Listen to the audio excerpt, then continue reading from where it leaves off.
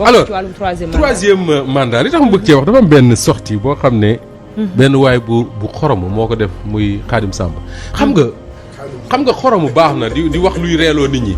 mais su fekkee da ngay wax loo xam ne dafay impacter ci vie nation. parfois day baax nga téye sa làmmiñ li ma dégg keroog waa ji wax ko ne Aïssata Tall Sall doit fermer sa bouche mais am na ñoo xam ne wax dëgg yàlla il doit fermer leur bouche nag pour quelques instants rek may ñu ko tuuti. li ma bëgg wax foofu Coro mooy man bu Khadim Samb taxawee ne réew mi duñu ko dénk koy dàmp guddi man aw ma ci benn problème. politique la mën nañ waxante lu leen neex. Ousmane Sonko day ni attaqué ñu koy attaqué ça c'est pas un problème. mais le problème mooy su Khadim Samb taxawee parce que là waxu politique la. ñu koy waxante seen biir garaawul mais su bëggee wax ci li nga xam ne nekkatul politique ñëpp ko moom dañ koy nag ne ko taxawal. parce que waxu troisième mandat du waxu politique. waxu sénégalais yëpp la. te boo seetloo Cheikh Tidiane. Khadim Samb dafa wax dara daf ne xalif généraux yëpp. dem na seeti xalif généraux yi waxtaan ak ñoom d'accord nañ. waxul dëgg. waxul dëgg. waxul dëgg. moom loolu est-ce que waruñ ko si woon woo. waxul dëgg. bien sûr beneen bi bu ne sénégalais yëpp d'accord nañ waxul dëgg man sénégalais laa d'accord ma. benn rek doy na benn rek doy na. te yooyu dafa nekk ay mbir yu ñu war a arrêter parce que le même Khadim Samb moo fi taxawoon ne président de la république dafa war a rey di tëj. ñu bàyyi muy jàll. fii la ko waxee yàggul. ne président de la république dafa war a rey di tëj. ci atum 2022 bii la ko waxee. yàggul. te boo seetloo keneen ci ñoom ñooñu tudde seen bopp ay géwal te ñuy ay leneen dinaa ci ñëw léegi soo seetloo ku mel ne kii tudde boppam géwalu président après nekk député mais semaine bu ne mu wax loo xam ne loxo dina dem ci gémmiñ ci ab tib du yóbbaale ab tib ñu bàyyi di seetaan boo seetloo bi Abdoulaye Wade nekkee président de la République Abdoulaye Mbaye Pekh mii wax yu mel noonu la fi doon wax ba Abdou Latif Coulibaly nga xam ne tey mooy secrétaire général du gouvernement bindoon fi benn texte ci Sud Quotidien doon wax ne il faut arrêter Mbaye Pekh nañ ko arrêté parce que li muy wax day tasum réew te li Mbaye Pekh doon wax lii Khadim Samb di wax ko gën a garaaw fuuf moo tax Latif Coulibaly war na bindaat ne il faut arrêter Khadim Samb Khadim Samb qui est son ami d'ailleurs parce que su Khadim Samb dee wax ci télé rajo Latif Coulibaly tax ak Babacar Touré ñoo ko jëlee woon ca yàppam ba mu doon jaay indi ko Sud FM muy def émission loolu lu jar a fàttali la kon moom moo ko war a arrêté moom moo ko war a arrêté parce que en 2004 la bindoon benn éditorial ci Sud Quotidien mi ngi ko titré woon il faut arrêter Mbaye Pekh te boobu Mbaye Pekh lu mu doon def fu Abdoulaye Wade dem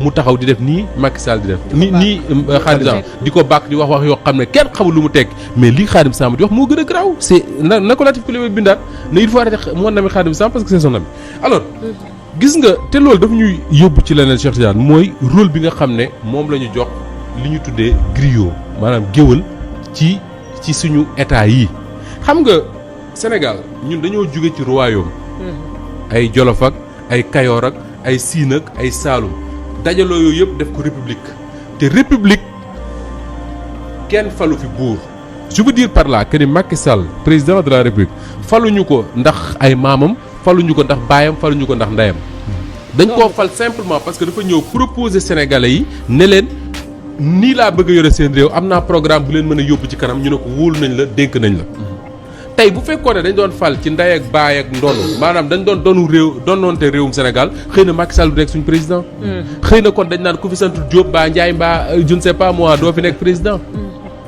mais démocratie la ñu nekk moo tax man mënuma comprendre président de la République muy Senghor Abdou Diouf Abdoulaye Wade wala Macky Sall ñu continuer di accepter ci réew mi président de la République fu mu dem ab géwal ñëw tax di ko tagg ci ndeyam ak baayam ci maamam mais fan la ko teg bu doon ndeyam ak baayam ak maamam du nekk mukk suñu président à partir du moment où yow ñi la fal ci démocratie lañ la fale dañu dem voter ne yow suñu yoon newul ci foo juddoo suñu yoon newul ci sa ay maam suñu yoon newul ci xeet boo bokk suñu yoon newul ci ethnie boo bokk suñu yoon newul ci géer nga am géwal nga am tëgg nga am suñu yoon nekku ci loolu li ñu intéressé mooy sénégalais nga mën ngaa yor suñu réew dénk nañ la ko mais kenn warul taxaw di la tagg ci cérémonie bu mu mënti doon naan diwéy sa ndey diwéy sa baay nangam ak nangam bu doon ndey ak baay doo nekk président je suis désolé alors le fait que maintenant suñu république ba léegi réglé wuñ lool te loolu sax yemul ci président de la république même boo demee ci kër sëriñ si tey da nga fay fekk géwël yi ñenn wala boog ñenn ci ñoom li ñuy wax du diine du leneen lu sëñ bi bëgg a wax ñu jot li ko wax lañ bëgg a wax ku bëgg a wax ñu dagg la. léeg-léeg sax ñu yàq ay. léegi exactement. te yooyu dañ ko yooyu Cheikh Tidiane bu la ci kenn ndox lu ñu donnoo la ca buur ya mu topp tey ba ci sëriñ si topp tey ba ci président de la République topp tey ba ci ministre yi topp tey ba ci député yi ku ci nekk da nga war a taxaw ak sa benn waay boo xam dañ koy tudde sa géwal mu lay tàgg di la wax sa ay ndey ak sa ay baay. tradition boobu république bi da ko war a dindi je suis désolé tey une cérémonie officielle parce que Macky Sall li mu doon defi Tamba cérémonie officielle la. conseil des ministres décentralisé dafa doon def. ba pare di présider benn journée de l'élevage mais loolu lan moo ci yoonu am Khadim Samb wala am Mbaye Pekh ak keneen ak keneen. je suis désolé seen yoon newu ci. léegi nag su fekkee ne la république dafa nangu loolu Abdoulaye Wade bàyyi woon ko fi Macky Sall ñëw. est-ce que tàmbalewul ci Senghor. su mën na nekk sax ci Senghor ak Diouf. suñ ko dee wax mu reelee 32 ans mais ñu koy wax dañ naan lii neex na président dañuy continuer di ko wax. te à la différence de li nga doon xam ne moo doon xew ci royaume ya géwël yi ñu daan àndal mais ñooñu daawuñu jay buur dañ ko daan kañ. Serigne y a une différence. y a une différence. est-ce que ñoo wàcc ñu seen kañ mooy lan. dañ ko doon wax sax dëgg parfois. mais dañ ko wax kañ mooy lan mooy di wax buur naan ko waroo daw sa maam daawul daw. waroo def nangam war nga jomb nangam war nga jomb nangam. war nga jomb wax. génn ci sa kàddu mais Cheikh mais Serigne yàlla la yàlla fay foofu laa jëmoon. tey jii géwal dëgg dafa war a wax président de la république ne ko war nga jomm. di wax sa kàddu di ko dindiwaat. mais di ko taxaw daan ko. waxal li nga bëgg waxal li nga bëgg réew mi yëpp loolu lañ bëgg mais il faut arrêter ça. te loolu pour man la responsabilité c'est pas Khadim Samb de ñu ngi koy attaquer depuis feneen di ko wax mais la responsabilité c'est la république à commencer par ki nga xam ne mooy incarne tey la république muy le président de la république moo warul nangu loolu. parce que bu fàttalikoo ne bi ñu koy faluñu ko ndax maam faluñu ko ndax baay faluñu ko ndax ndey dañ ko fal simplement parce que Macky Sall la tudd jiite parti politique proposé Sénégalais loo xam ne dañ jàpp ne doy na leen ñu dénk ko seen réew 2019 ñëwaat ñu dénkaat ko war na xalaat ne man soxlawuma ku may taggal samay maam ak samay nangam ak nangam li ma soxla mooy kuy wax xëy na ne kuy kañ mooy lan mooy di la fàttali yow ne lii yaa ko fi waxoon na nga ko respecté doy na sax du leneen mais malheureusement foofu lañ toll te li ñu tollal foofu coro ñu daan rek parce que waxtu bi dañuy dab moo di ne coow li mooy li tax ñu bàyyi ñu mel ne ñoom Khadim Samb fu président de la République taxaw ñu taxaw fa naan ko waxal li nga bëgg ak xalife yi d'accord nañoo ak réew mi d'accord nañ xam nga mooy lan 3e mandat. coow li ci réew mi yëpp loolu moo ko waral te kenn ñëwu koo tudd am sa bëgg-bëgg nag te ñëwoo ko wax ci Macky Sall la commencé ci moom la yem. te 3e mandat boobu coro dafa am loo xam ne dama ko ci dégg ci année 2022 bi yëpp te muy nekk lu soof lool te loolu ñu koy wax mooy respecté wuñu Sénégal yi. moo dina dañ naan Cheikh Tidiane non du 3e mandat mais 2e quinquennat la. xam nga 2e quinquennat mooy lan mooy dañ jàpp ne ñoom constitution bi dafa wax ne mandat bi juróomi at la. boo ko defee ñaari yoon da nga war a dem ñu ne donc kon bu njëkk ba juróom-ñaari at la woon du ci bokk dañuy xool juróom xam nga ñiy wax loolu du ma dugg ci ay considération wu droit ak français yooyu mais ñiy wax loolu mais ñooñu kenn gënu leen a yàpp Sénégal xam lu ñu bëgg a wax ñoom dañu bëgg a wax ne yéen sénégalais ngeen nekk ay xalifa nekk ay avocat nekk ay journaliste nekk ay jaaykatu gerte caaf nekk ay jigéen nekk ay góor nekk ay ndaw nekk ay mag nekk ay chômeur nekk ay homme d'affaires yéen ñëpp yéen sénégalais yëpp li ñu bëgg a wax mooy Macky Sall da leen doon nax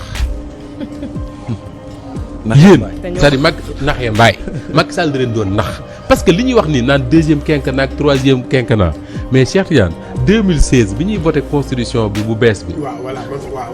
ak li ca topp yëpp ba 2019. ba 2019 ba bi Macky Sall gagné élection 2019 ak avant mu koy gagné bi muy wax naan man 2019 bu ngeen ma wóoluwaatee joxaat ma parrainage mais boobu xamoon nañ ne. coowal 5 ans yi ñuy wax xamoon nañ ko ñoom ñëpp. xamoon nañ ko. Macky Sall xamoon na ko bu baax a baax. que ni defoon na 7 ans bu defaatee 5 ans pare na ci. tey bu ñu ñëwee naan ñu 7 ans ba dañ koy bàyyi 5 ans ak 5 ans la ñuy waxaat ça veut dire simplement mooy Macky Sall nee na leen yéen ñëpp naxee mbaay. li ma leen doon wax yëpp dama leen doon nax. et loolu mooy manque de respect. Sénégalais yi mooy manque de respect Macky Sall ci boppam su fekkee ne Macky Sall santu leen ko. te loo xam ne nii la comme li ñu ko waxee rek daa yaakaar naa ne benn copp la ci Sénégal. ñu daan ne ci comme ni nga ko waxee ay homme d'affaires avocat. ku mu mënti doon. Sénégalais yëpp ñi ñu seetaan ak ñëpp ñi tëdd di nelaw. c'est ça li leen bëgg a wax rek mooy Macky Sall da leen doon nax. yow ñu seppi la ci teg le président de la République nga ne ñooñu ñëpp damay boole di leen nax loolooy nax sa bopp. ba tax na dañuy daal di taxaw foofu rek. bu fekkente ne waxtu bi xojoguñ ndax